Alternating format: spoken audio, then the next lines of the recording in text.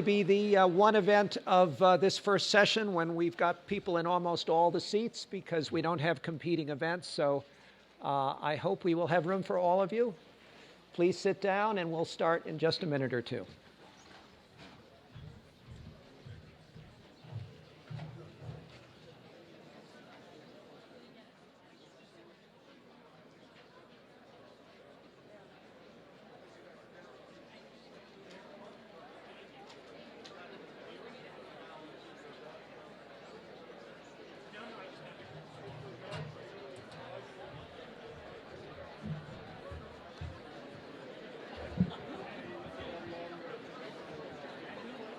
Good afternoon, everyone. If I could have your attention, please. My name is Bob Steele, and as a member of the trustees of the Institute, and on behalf of all of us at the Institute and our fellow sponsors at the Atlantic, it's great to welcome you here today. We're all appreciative that you come. Those of you that are returning and have been here for previous festivals, welcome back.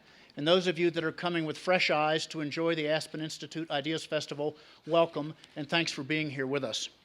You know, one of the challenges we have every year, is in our 6th year, is how to keep things fresh, and we're looking forward to getting your reactions to what's gone right and what we can do better, and we're focused on that too. We think that this year has lots of great prospects, and we're excited about the things that we're going to be talking about over the next week. Believe it or not, as we just kicked off before this comments, that we're going to have 180 sessions over the course of the next week. And surely, we hope you'll all enjoy your time here, although I guess at some point fatigue will set in, either intellectually or maybe physically, from some combination of the presentations and the altitude. But just keep going, because we think we have lots of great events for you to enjoy. You know, it's hard. This year, we were so tight that we had starting sessions, and I don't know which ones you went to, but they were both fantastic, and it's hard to imagine how we could have better people start us off than David and Neil and Mort and then Dove and Tom, and we thank them for the way in which they got us all off to the races earlier today. You know, now what we want to do is continue the momentum, and it's become a tradition that we begin our sessions with some brief comments from people about their big ideas. But before we do that, let me just take a second to describe some of the things that are going to happen this week, and then I'm going to introduce, which will be a privilege for me, David Bradley, then Elliot Gerson will set the stage for our big idea presenters in just a few minutes. This year, we're going to have some new topics and some that we think are quite important for all of us to be thinking about. And Kitty Boone and her team and Elliot and the rest sit down almost the second this festival's over, start to think about what we think might be the big ideas for next year. And so for this year, let me just review for you some of the things that we think you'll enjoy thinking about. One is the century of biology, discussions ranging from global pandemics to scientific advances that we think can change the face of medicine and make life better for all of our populations. The next economy, which will explore the role of innovation as the key driver to our nation's growth in terms of human capital, business strategy, and competitiveness. Next, race in America, with discussions that probe the topics like criminal justice system, the achievement gap in a world that some have called post-racial. Also, too, woven throughout several of the different strategies is going to be a theme of looking at women and girls and their role in society and what we've learned about this important topic. You know, so much has been accomplished in just 1 or 2 generations, but the real question isn't what's been accomplished, it's what we can do to accomplish the rest in the future. And so that's woven through lots of other of our sessions, and we think that'll be an important point for us to focus on. Also, later in the week, we have some amazing conferences and discussions on Latin America, and we'll actually have a session with 9 Latin American leaders presenting together, talking about the opportunities and the challenges for this close neighbor of the United States. Also, too, on a lighter side, later in the week is talking about in sessions about the importance of play and the idea that people who feel good about themselves, enjoying themselves, and the physical aspects of good play, how that sets a foundation for other good things. So then I think that I've kind of reviewed a little bit of what we're going to be going through. Then the question becomes, well, gee, what's the purpose here? And I guess for me, that the whole goal here is to bring all of us together and have a discussion that's not characterized by the quip of the moment or an appeal for a short-term response, but instead add a different rhythm to the way we think about things, and also make a special effort to listen to those that might have a perspective different than yours, and hopefully the combination of the presenters and the environment here in Aspen and the tone that the Aspen Institute seeks to set will be something that leads you in that direction.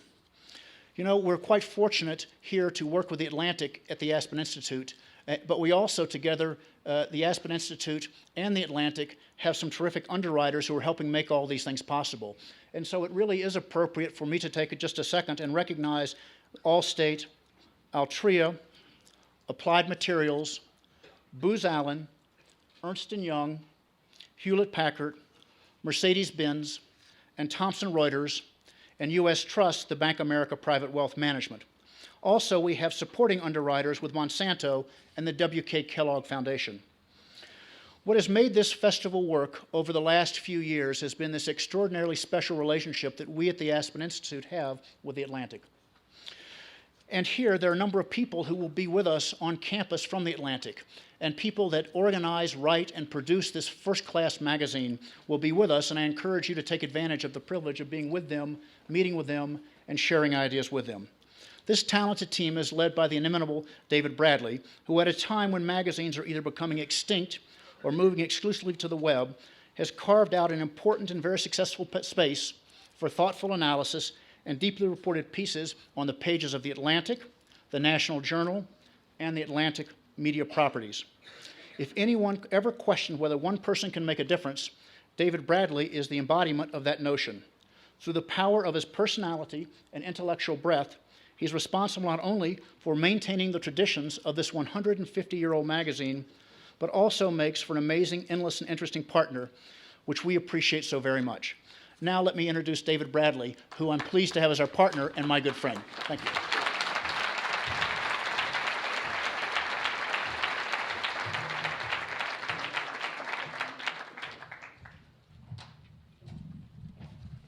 There's no part of my life that's better than that introduction. Thank you. I was reminded to add one thing to what Bob had said. We're also grateful that Shell Oil is one of our underwriters this year, and Shell Oil is very grateful to be here and not in the Gulf. So, good afternoon. I hope you will forgive me the way I'm going to start here. It's just that I've known so many of you for so long now that I've come to feel comfortable with you. This has been, the last 10 days have been an enormous personal strain for me.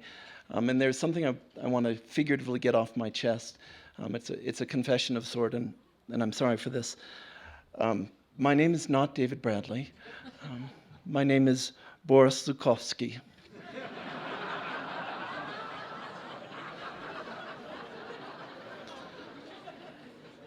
For 6 years, my assigned wife and I have been deployed out here to document the private conversations that all of you have with each other before the program, at the end of the program, and those sessions in between, and especially to bring out those moments of acute insight and original intelligence and mastery of subject matter as to national security and to matters of state. And as to that latter, I hope I won't offend you in saying that in Moscow, you are a huge disappointment. I have pitched you as the best educated, most professional, most prosperous, most professional, high-end, influential insider cabal in North America. Is there not one of you here who has any state secret? Let me just give you an example of how despairing it is to write back these cables that I've been sending. So for example, for a few years, I've been raising the topic of the debate over preferred brands in bottled water. Now, I have been developing a source here, Ms. Linda Resnick. Linda has told me in confidence that Fiji water is the best water here in Aspen. I spend as much time with Walter as he will allow. Utterly useless.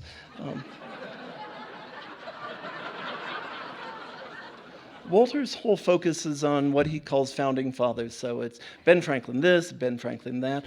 I don't have the least idea who your Ben Franklin is, but whoever he is, he has a stalker in Walter Isaacson. And then there's Tom Friedman. You would think that Tom Friedman would be of a lot of interest back in Moscow. The problem is that he is one of ours.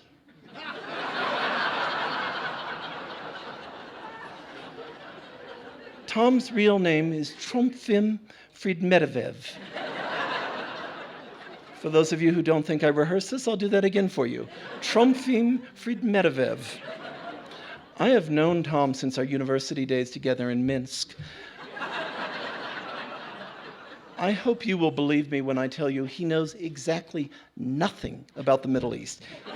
He's never been anywhere near the Middle East. Tom majored in interpretive dance at Minsk. He danced several years for the Bolshoi before he was cut out in 1983. So whatever you now think of me, I want you to know that it's been hard these last 5 or 6 years reporting in. And if you see me around campus, you might come up and just share one little state secret with me. Or if you see me talking with someone else, probably best not to interrupt. Almost certainly he or she is downloading classified information. Now I'm going to do what you should never do in my field. I'm going to reveal a secret of statecraft. Before your eyes, I'm going to change cover back to the David Bradley at The Atlantic that some of you know. Before I do that, let me just note that if any of you has found that Atlantic David Bradley to be pretentious, insufferable, too much by half, all of us agree in Moscow. He's always talking about poets and playwrights and authors as if he's read any of them. So here it goes. Here comes the change. There. Good afternoon. I want to begin where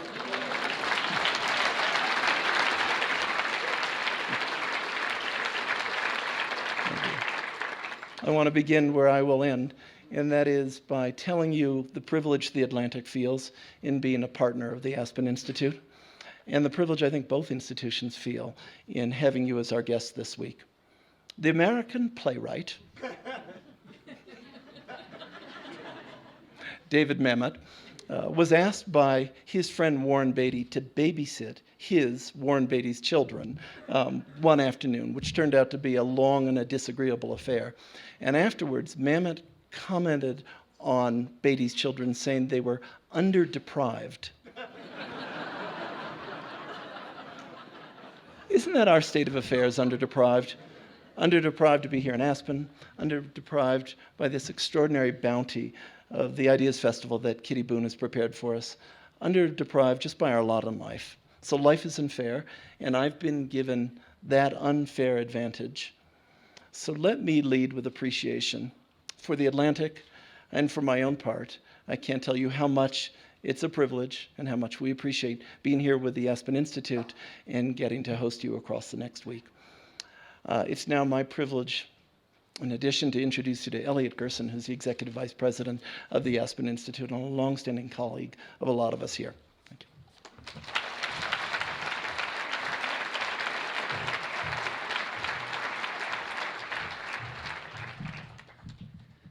Thank you, Boris. Igor Gorsanovitz here.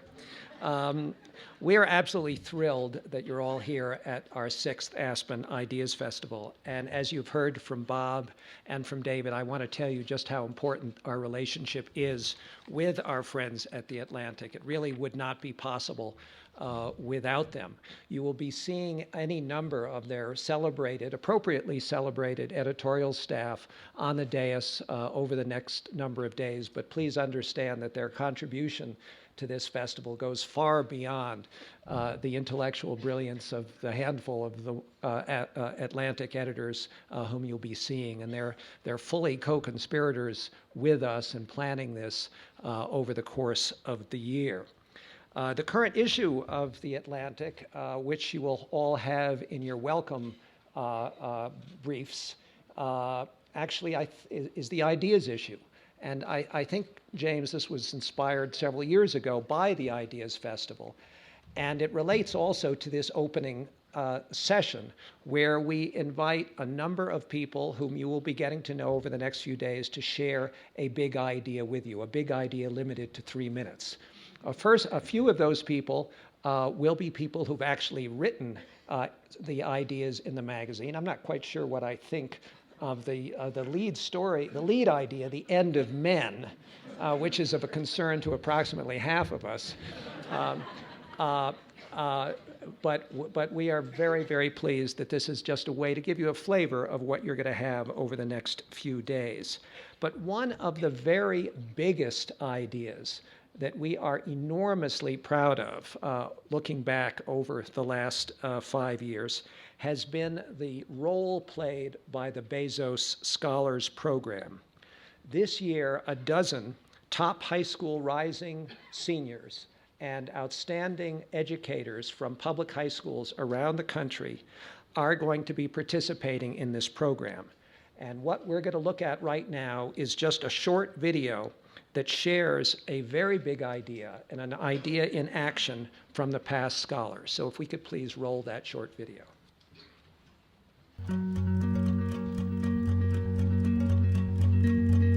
Each summer since 2005, 12 top public high school juniors and 12 exceptional educators have arrived in Aspen as Bezos Scholars to attend the acclaimed Aspen Ideas Festival. Scholars know they'll have 7 days to experience, absorb, articulate, and share. And after they return home, they'll have 1 academic year to create sustainable local ideas festivals that'll transform their schools and communities. In Aspen, Bezos Scholars explore topics with the people they've previously experienced only in lesson plans, on TV, and the big screen. They've met with scientists, ocean conservationists, entrepreneurs, military leaders, creative artists, authors, journalists, inventors, and more. As future leaders, festival attendees and speakers all over campus tell them to shine a light, ignite a spark, while asking, "What's your big idea?" U.S. Secretary of Education Arne Duncan spent more than an hour listening to 2009 scholars. I walked out of that conference room after meeting Arne Duncan with a newfound sense of empowerment. A government official had actively sought my opinion to take back to the White House. As the week progressed, I learned that experience was not an anomaly.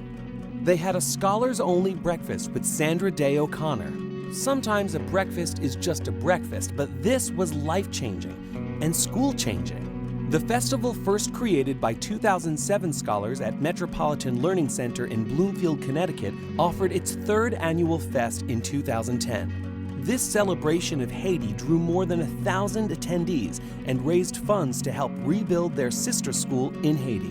2009 scholars from Greeley West High School in Colorado created Ethnic Fest to celebrate diversity through the sights, sounds, and flavors of more than 20 nations. Offerings included Chinese dragons, Korean and Spanish cuisine, world music, and presentations including Not Everyone Who Speaks Spanish is from Mexico and Dispelling the Terrorist Myth. Really, we wanted to just have a forum where people could come together and learn about each other in a really non-pressured environment so that we could just start dialogue between groups. 2009 scholars from Freedom High School in Tampa, Florida, reached hundreds of students in Title I schools through their I Feel the Need to Read Literacy Festival.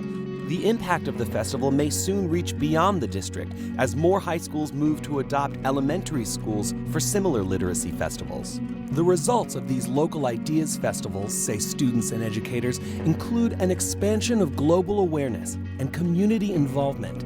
There's a little more knowledge, compassion, and concern, and in many cases, direct action. We know that attendance at the Aspen Ideas Festival can be life-changing for the individual. When these scholars, both students and educators, return home inspired to create local ideas festivals, it may be life-changing for the schools and communities across the U.S. Bezos scholars are getting noticed. The I Feel the Need to Read Festival landed Blake O'Connor on Parade Magazine's All-American Service Team. During Kalamazoo High School's commencement speech, even President Obama took notice. Well, I may challenge myself to be the President of the United States in 2048. Mr. Simon, I'm glad that, according to the Constitution, you can't run till you're 35. But it gives me great confidence to know that we've got such incredible young leaders who are going to be remaking the world in so many different ways.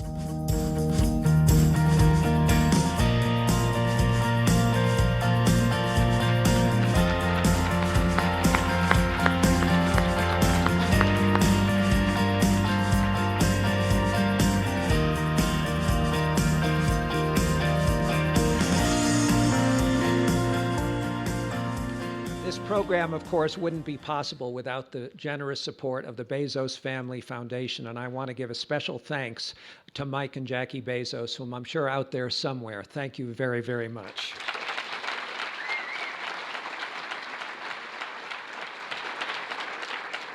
I'd like now actually to ask the dozen Bezos scholars to stand. You will all be getting to know them well because they, if past experience is any guide, will be asking the best questions over the next few days. Where are you, Bezos scholars?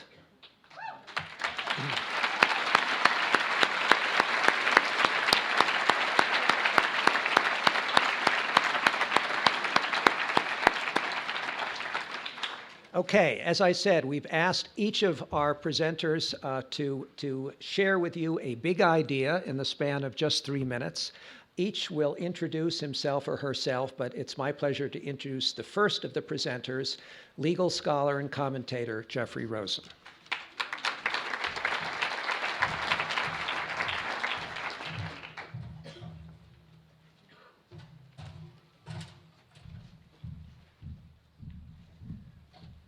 My name is Jeffrey Rosen. I am a law professor at George Washington University and the legal editor of the New Republic. I have no idea why I was chosen to introduce the first of all the big ideas. It must be because my big idea is either the biggest or the smallest of the ideas. But I think it's a big idea, and here it is. The future of free speech will be determined not by any president or king or government. It will be determined by lawyers and businessmen at companies like Google, Facebook, and Comcast. So who is the person who has more power over global free speech than any president or any Supreme Court justice? These are the lawyers at Google, led by Nicole Wong, the Deputy General Counsel, and who I met recently. Her colleagues at Google call her the decider, because Nicole Wong is the person who's woken up in the middle of the night to decide which YouTube videos will stay up or be taken down in response to urgent demands from the Thai government or the Turkish government or governments around the globe. Her power over free speech is awesome. This year, Google was praised by free speech advocates for withdrawing from China in response to fears about hacking, and also for publishing the requests that it receives from foreign governments on its website. But not all giant media corporations have fared so well in the court of public opinion.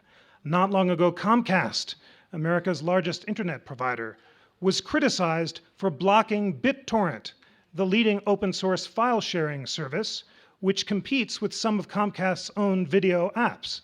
As a result, Comcast users were unable to download First Amendment protected material, including the King James Bible. In response to Comcast's action, this year, the Federal Communications Commission, led by Julius Genachowski, embraced a principle of network neutrality, which says that internet service providers have to treat all data equally and may not block or discriminate against any content or applications.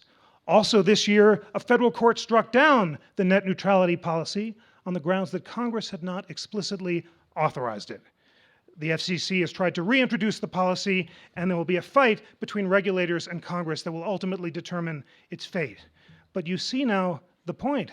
The future of free speech will not be determined by a Supreme Court justice interpreting the First Amendment, because the First Amendment only binds government. It doesn't bind Google, Comcast, and Facebook.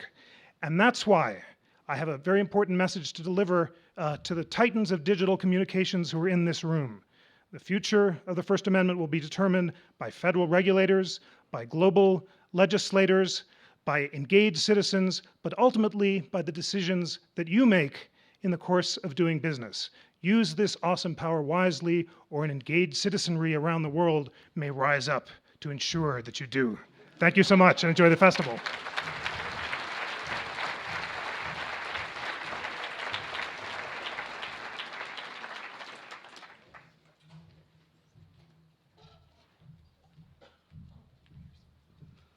I'm Kim Bottomley. I'm the president of Wellesley College, a college that's especially for women. We invest in women and have a special educational program for women. I'm a scientist. As a scientist, I'm a biologist and specifically an immunobiologist, and spent almost 3 decades looking at basic mechanisms to understand asthma and allergic responses. And so I'm going to talk a little bit about the intersection between those two things. We hear a lot about the fact that we lack an educated or a scientifically literate citizenry. We hear a lot about the fact that there's a shortage of a scientific workforce, or there could be. But I think the big problem is there's a lack of leadership in science. By that, I don't mean that the top scientists aren't good leaders. But what I really mean is that there are far too many individuals with power, the leaders in the country, who have any information whatsoever about science or scientific thought. And I think that that's not a good thing for the world. So why do we need this, and why is this a problem? Most of the major problems in this world have to do with science, or will require participation in science, the global challenges. We need science leaders to be able to weigh in, to use their expertise, along with the expertise of others, to be able to solve these problems. We need teamwork and collaboration. So where do we need to go? I would say that in addition to continuing higher education, in order to continue to educate the best scientists in the world, we need to be able to educate students who major in science but can populate any career. We need attorneys, we need bankers, we need judges, we need lawyers, we need accountants, we need people like that who all majored in science. Think of it as the fact that if some of our senators were actually science majors, we'd be able to make better decisions about those kinds of problems that face the world. So what can we do about this? I think one thing we have to do, or really there are 2 things we have to do. We need to change science pedagogy from the point of view of higher education, and we need to change the perception of science. Both of those are hard to do in terms of higher education. So first, let me just give you some examples of that. Students in science, students who major in science, come to college pretty much committed to majoring in science. Other majors are recruited or attracted to science once they get to college. When you think about that, unlike other majors, the early education in science really lacks the sort of big ideas, the engaging thoughts.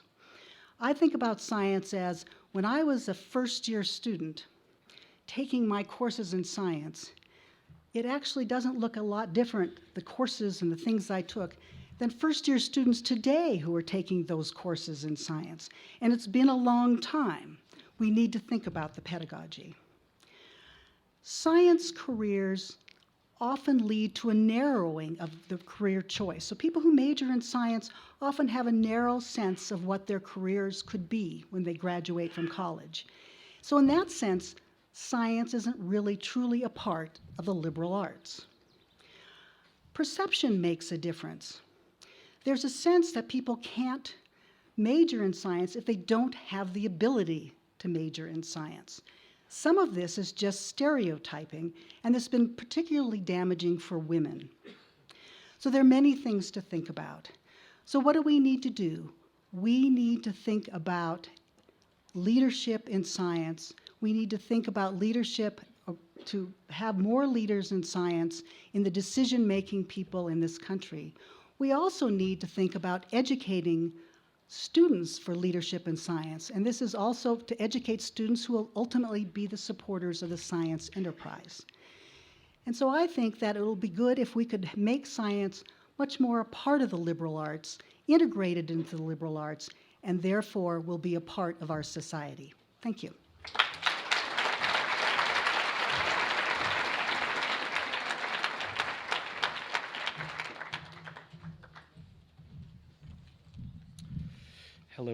I'm David Leonhart. I'm an economics writer at the New York Times, but since I'm approximately the only adult in my family who is not a teacher or a researcher or otherwise in education, I spend as much time as possible masquerading as an education columnist, and that's what I'm doing here this week, which I'm happy about. My idea plays off the British term NEETs. It's an acronym that stands for Not in Education, Employment, or Training. It is focused on people who are between the ages of 16 and 24 years old. And during our Great Recession, we have had, as you might expect, a huge increase in the number of NEETs. Now about 15% of people between the age of 16 and 24 would count as NEETs. If we look a little higher up the age distribution, and this isn't a British term, I made this up, and look at 25 to 34-year-olds and try to think of how many of them are NEEPs, not in education, employment, or parenting, it is distressingly similar. It is north of 10% of people between the ages of 25 and 34 who are essentially idle right now in this country. And the reason that this Great Recession has had a disproportionate effect on young people is because it has actually been a recession that has had hiring, or a lack of hiring, more at its core than firing. The layoff rate during our Great Recession has not been particularly hugely higher than it was in much milder recessions.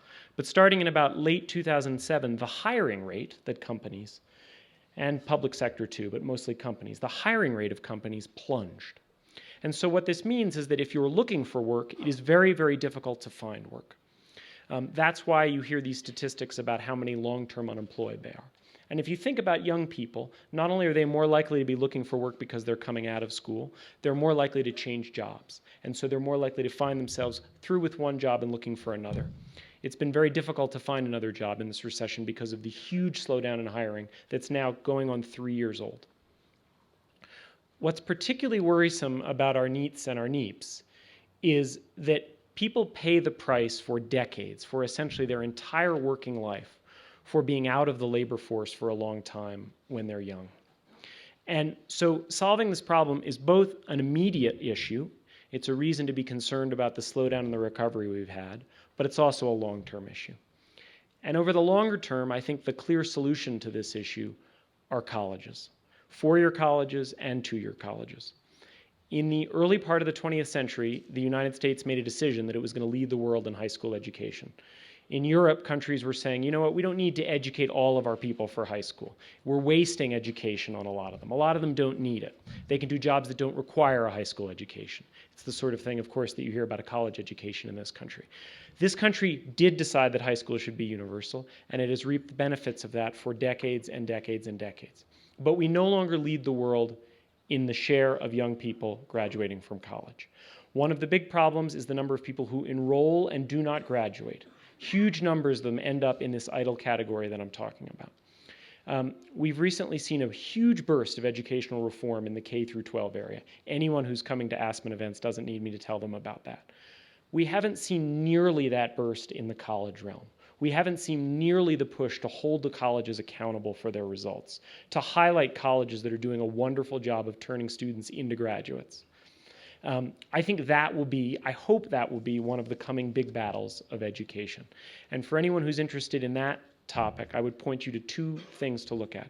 There's a wonderful book out last year called Crossing the Finish Line by Bill Bowen, Mike McPherson, and Matt Chingos that looks at how colleges actually succeed and how colleges fail at getting students through college.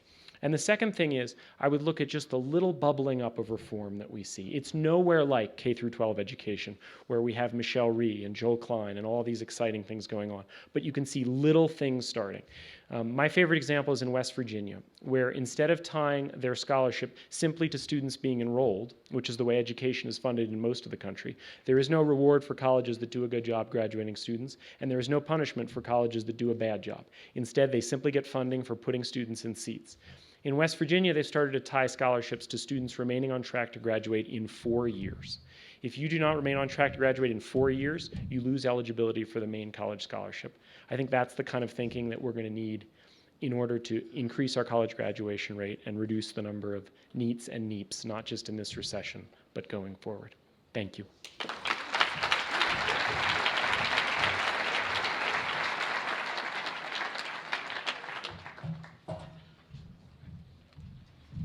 Good afternoon. I'm Vivian Schiller, President and CEO of NPR.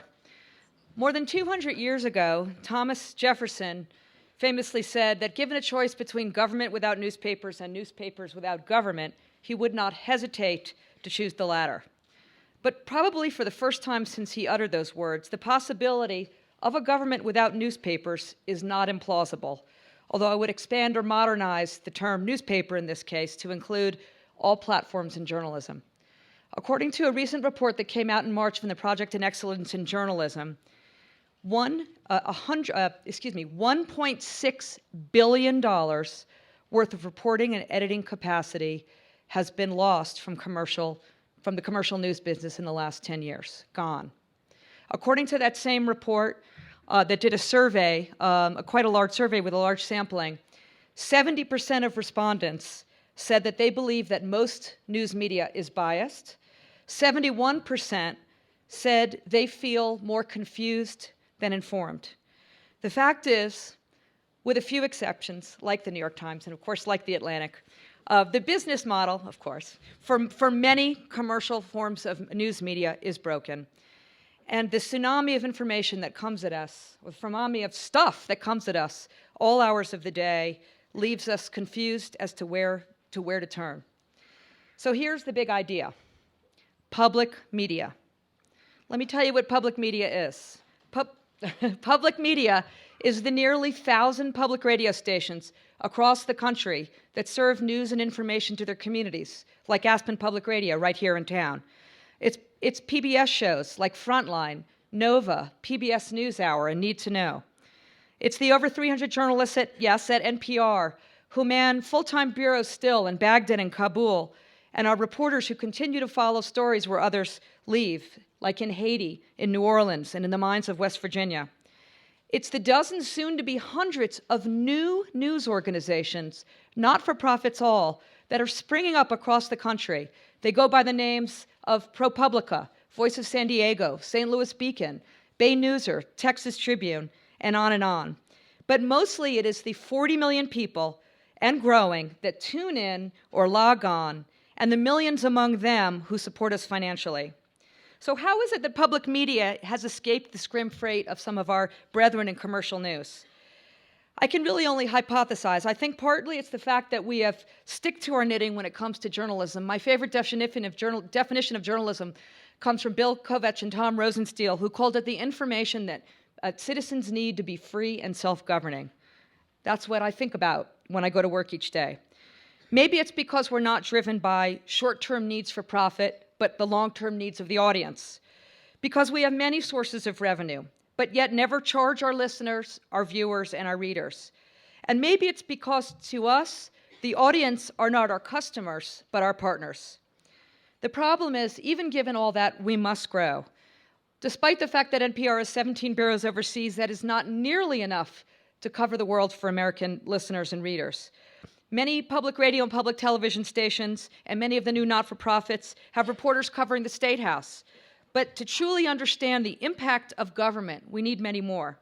NPR and PBS especially have very good investigative reporting, but we need to fill in where newspapers have stepped away. And so public media all of public media must expand and innovate, though I would submit in a different way than newspapers and TVs.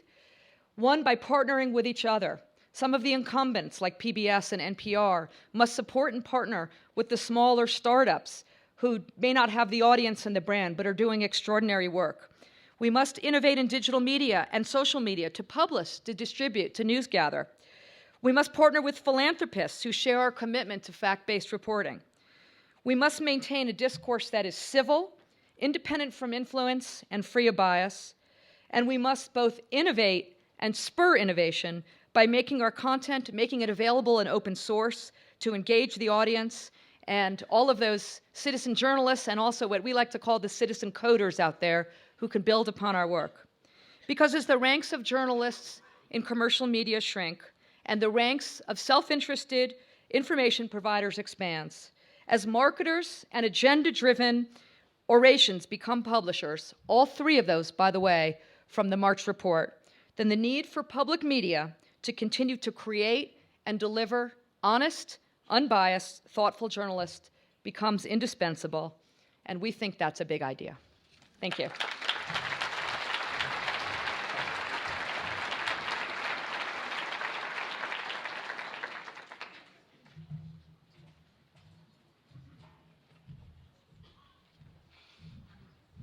Good afternoon. My name is James Fallows. I'm a longtime writer for the Atlantic Monthly.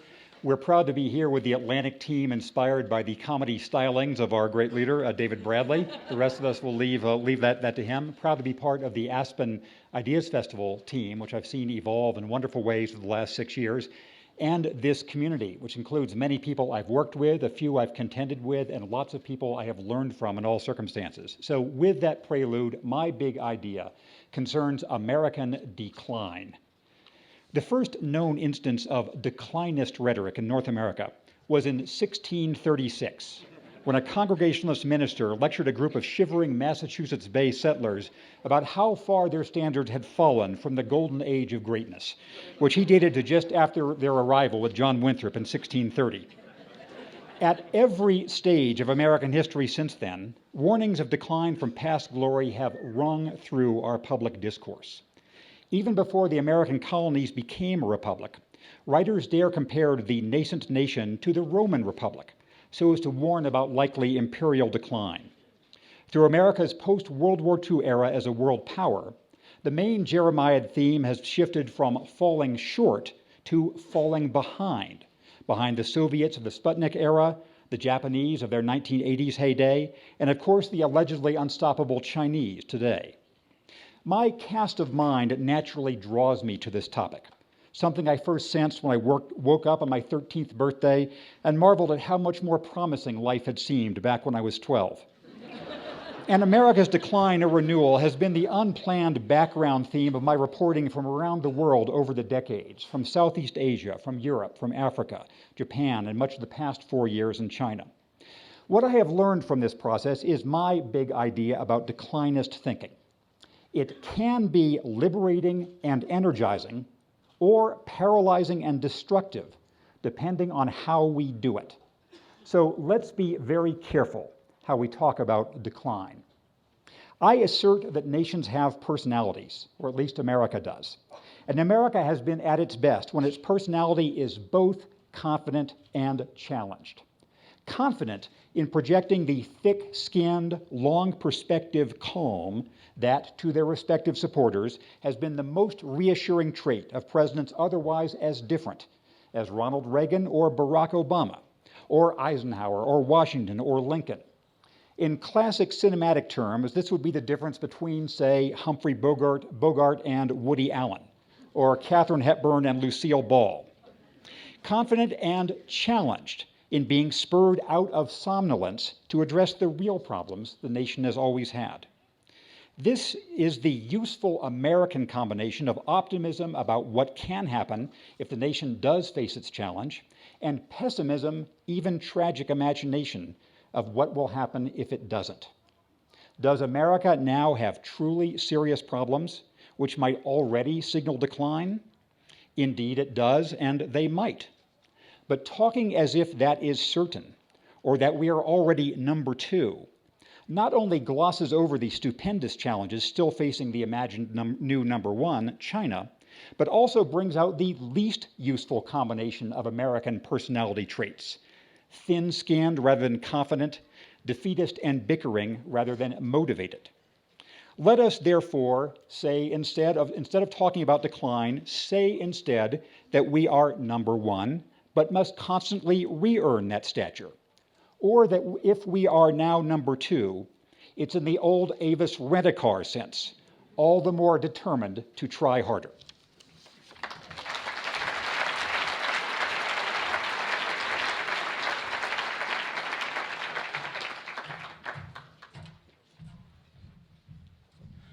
Hi there, I'm Buddy Fletcher of Fletcher Asset Management.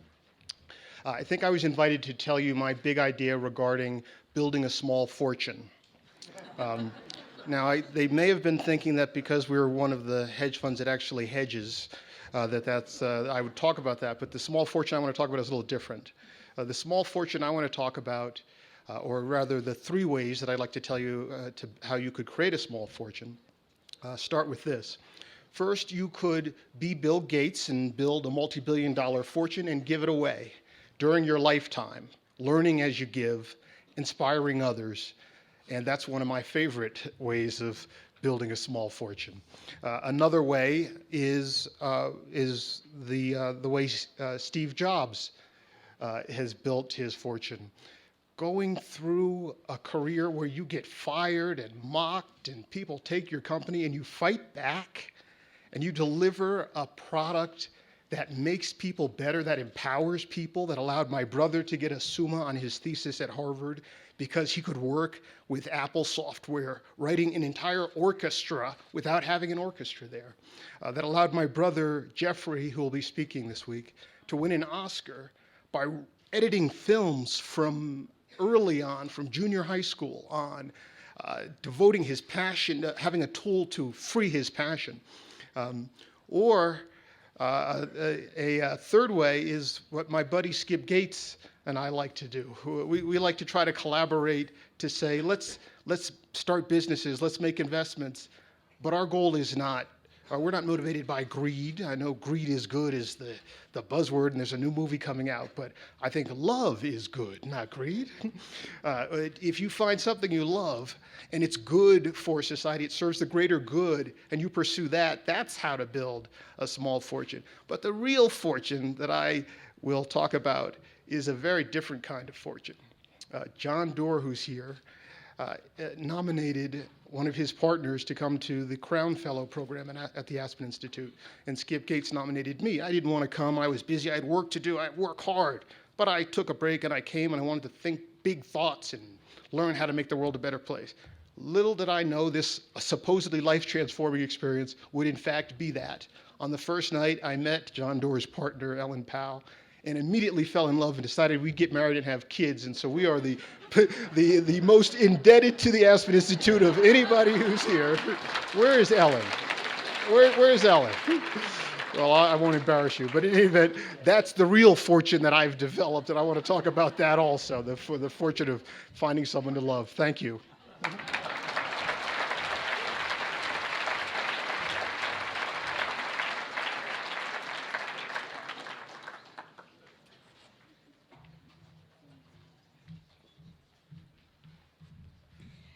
I was told that at Aspen, big ideas are best delivered wearing flip-flops.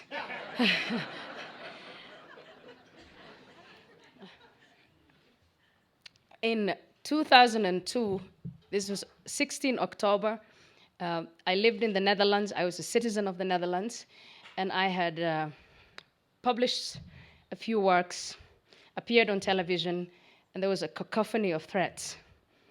The authorities, the Dutch authorities at the time, looked at those threats and made what they call an assessment, and they came to the conclusion that if they sent me to Santa Monica for about 3 weeks, the dust would settle and I could go back to the Netherlands. Fast forward. I come to the United States in 2006. It's September, and I live with the bodyguards that I had from 16 October 2002, and it's September 2006.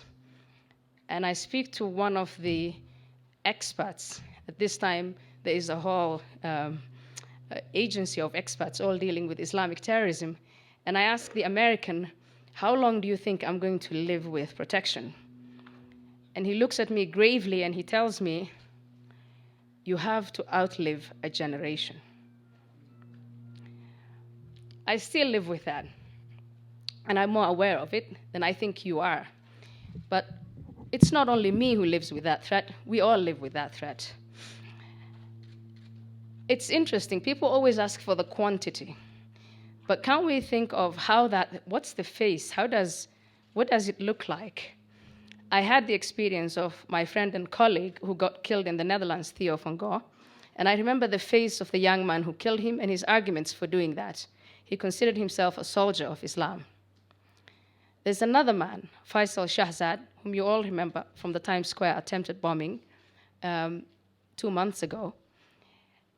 And during his trial, he also made almost similar arguments ad verbatim as the one that the killer of Theo van Gogh made. He said, I am a soldier of Islam, and I'm doing this out of conviction. Now, how is it possible that a young man, two young men in this case, who live in prosperous societies, free societies, decide to freely opt for a conviction, a set of beliefs that tells them it's okay to improve the world by killing other people, and that you will get rewarded in the hereafter? Well, we can talk about how it came about. We can talk about the quantity, how large is that group. But we can also talk about the big idea. It's not my big idea, but often big ideas are those ones that are staring us in the face. And the big idea that I want us to become more conscious of is one we already know: compete. When we deal with figures like Faisal Shahzad, I noticed that the debate that follows immediately after such an attempt, whether it's successful or whether it is foiled, is one about psychology. Is it because of the foreclosures? In the case of the Netherlands, we even speculated on the fact that it was probably because his mother died. Is it, what should the FBI do? What should, who went wrong? Which government agency did what wrong? But we don't think about simply how did that individual get to believe, to get these convictions? And did we offer an alternative set of beliefs? Did we target those young people the way that agents of radical Islam are targeting them, offering them pamphlets, offering them a coherent, simplistic sense of morality that is acceptable to young people? Are we doing that? Are we competing with them? We are not. We are talking about them, we are analyzing them, but we are not competing. My big idea, which I think we already have, I think Americans, there's no one better than Americans at competition. There was one of the presidential candidates who said, as Americans, if we are able to sell a liquid, a brown liquid with no nutrients to millions of people, we should be able to sell our beliefs. We should be able to sell our values. And I think there is something in there. I think that it is possible to have a strategic alliance, say, for instance, between Christians, I'm not a Christian, and rational humanists, I consider myself a rational humanist, and feminists, to compose a counter message. First, let's understand what is it that the agents of radical Islam are saying. What is it that they're selling to this huge demography of millions and millions of people? Can we compose a counter message, a message of life and a message for life? And can we get that to them? We can do that if we get rid of our inhibition, that by doing so, we are not respecting a different religion. I think that we need to start competing. We cannot bomb ideas out of people's heads. And I don't think that the Secret Service is the best way to go about it. But we can compete. We are good at it. Let's start.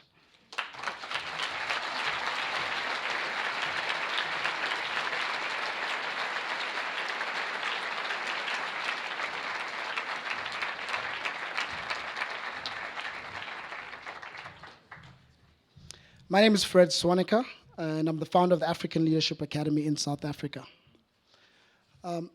Malcolm Gladwell, in his book Outliers, describes how some people who changed the world, like Bill Gates and Steve Jobs that Buddy just talked about, were created. And my key takeaway from that book is that these people are created when there's an intersection of three things. The first, they have a little bit of talent. The second, they give this talent a lot of practice at what they do. And he has this 10,000-hour rule concept. And the third thing is someone gives them an opportunity to get that practice. The thing that troubles me about Malcolm Gladwell's book, however, is that there's a huge amount of luck in the process. So Steve Jobs happened to live in Palo Alto, where in his neighborhood there happened to be a lot of engineers from HP. who gave him computer parts when he was a teenager and he started building computers. He happened to go to a talk one day while Bill Hewlett, one of the founders of HP, was there, and he got himself an internship at HP and so on and so forth. But what if all that hadn't happened? Would Steve Jobs have been created? In Africa, where I'm from, we desperately need outliers. We need people with big ideas who can solve our biggest challenges, like hunger, poverty, AIDS, warfare, etc. But we can't afford to wait for luck for these outliers to be created. We need to find a way to engineer these outliers. And so our big idea is to create an ecosystem where these three ingredients of talent, practice, and opportunity can come together, and so that we can create the outliers for Africa. And that's what we're doing with the African Leadership Academy. Our goal is to create 6,000 outliers for Africa over the next 50 years, to engineer the African Bill Gates, the African Steve Jobs, more Nelson Mandelas, more Desmond Tutus, who can transform Africa. And we believe that that is the only way in the long run that Africa can stand on its own feet, by removing the luck from creating outliers. Thank you.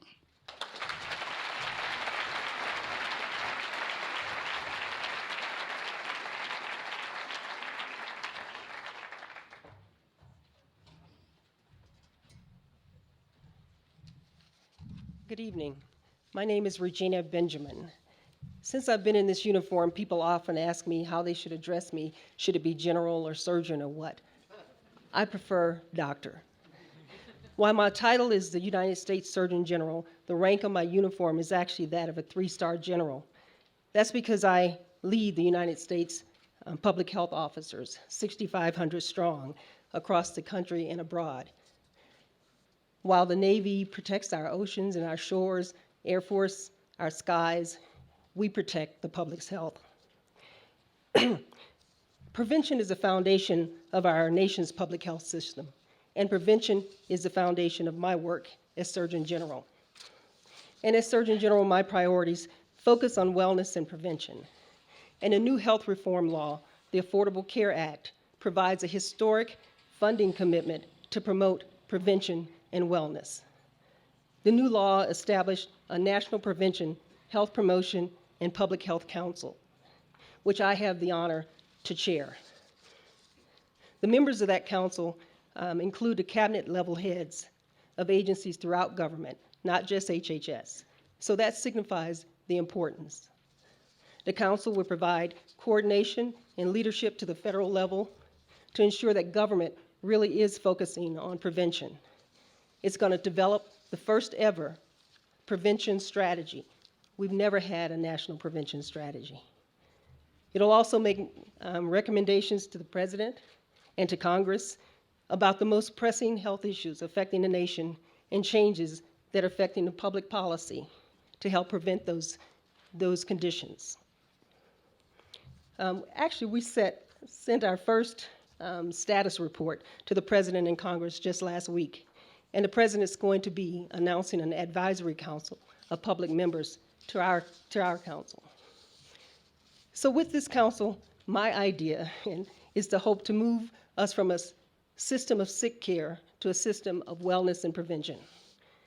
And as a family physician in solo practice on the Gulf Coast for the past 23 years, I've seen so many times the missed opportunities for prevention in healthcare settings across the nation.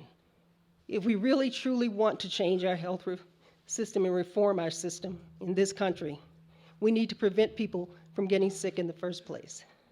We need to stop the illness before it even starts. So in addition to the state-of-the-art medicine, we need a new approach to promoting prevention in our communities. I usually don't get nervous when I talk, but you guys are some impressive people. I turned around and saw Barbara Streisand. So I was like, oh. You guys,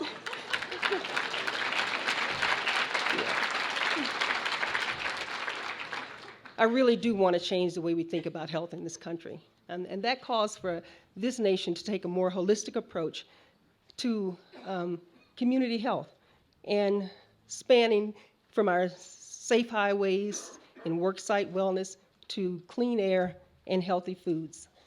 And so my big idea is to move us from a sick system to a system based on wellness and prevention. And to do that, I need all of your help. Thank you.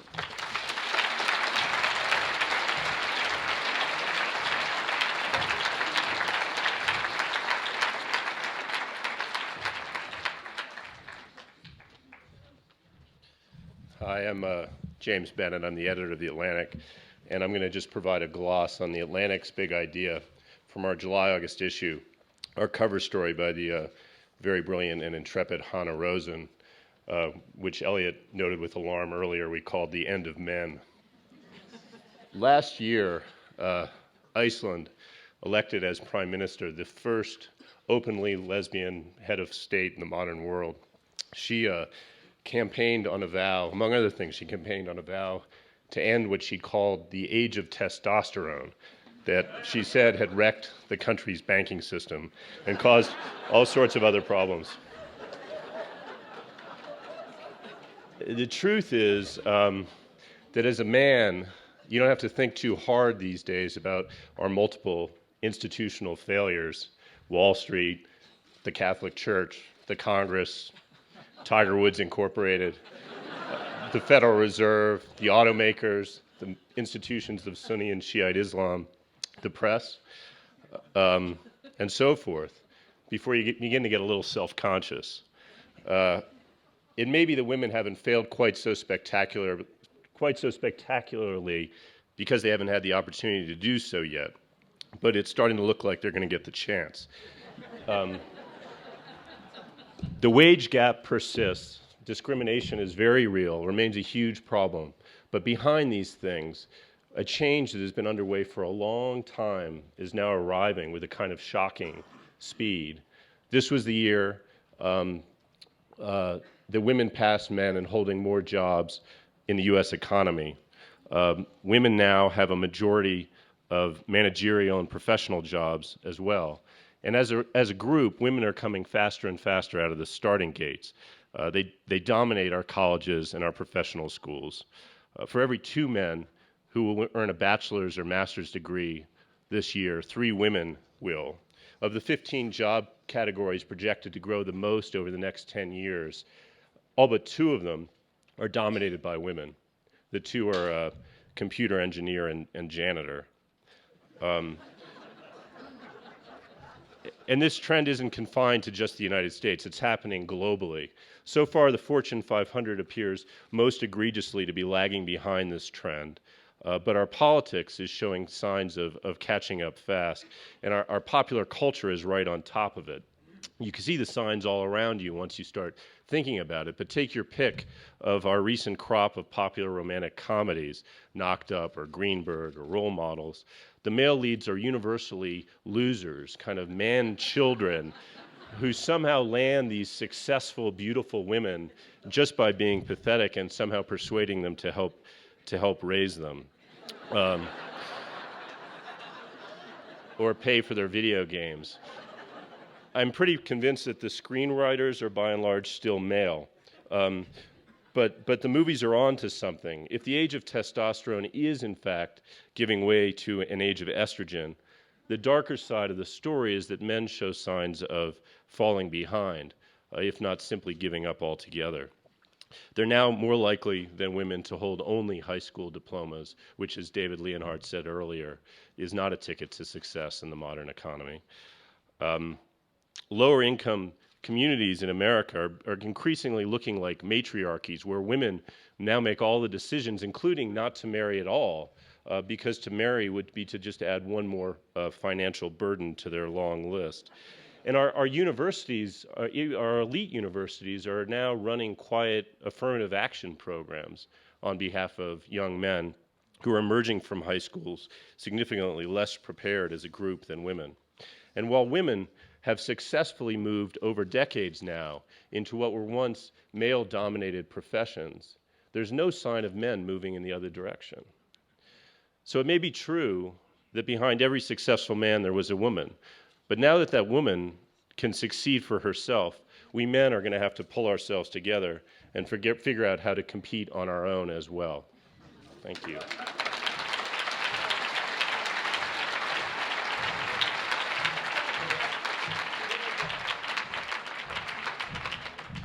Thank you, James. It really shouldn't be a man following you. I'm now the man separating you from cocktails and a reception, but I will be brief. I just have three logistical announcements. First of all, we have a very exciting addition to the festival this year, the Aspen Institute mobile app. And you can go to aifestival.org to download this app. It's available for your iPhones and your iPads and your iPod Touches, newer Blackberries, and the Android. And it is very cool, and it includes the schedule and lots of additional information, and you can go through and click through to get biographies of the many speakers you'll be hearing. So I urge you to download that. Also, not surprisingly, we encourage everyone to tweet during this festival. We'll, of course, have the founders of Twitter with us, and we ask all of you to use the hashtag #AIF 2010, #AIF 2010.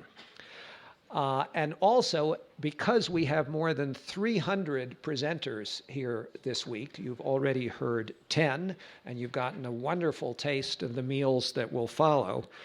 We are going to have some changes in the schedule. They're inevitable. So we urge you to take a look at the updates that we'll give you each day. They'll also be available on those wonderful HP touchscreens that you see all over our campus. And with that, I welcome all of you, urge you to join us at a reception. For those of you who've not been here before, it's in the Dora Hosier Center. Just follow the paths that way. Thank you very much.